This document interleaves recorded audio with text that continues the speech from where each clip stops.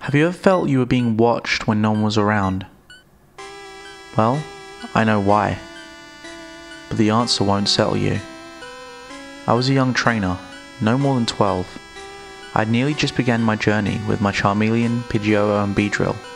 I felt pretty confident. I'd really bonded with my Pokemon. I felt like they truly cared for me, and I cared for them.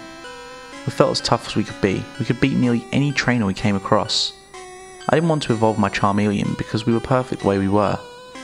I made my way to Lavender Town. I'd heard the tales of how Red had defeated Team Rocket there and freed the Marowak who haunted the tower. I also heard you could catch ghost Pokemon in the tower. They seemed pretty powerful, so I wanted to catch one.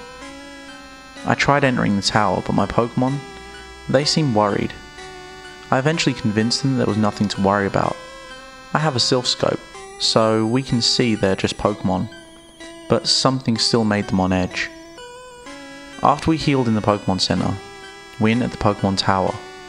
It felt cold, and the presence of death was so overwhelming.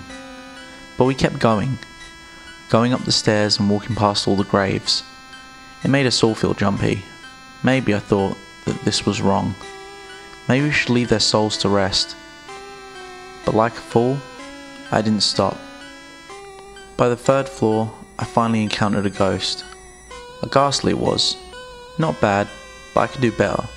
So I kept going, walking and walking in a spiral that seemed endless, getting lost in a maze of tombstones.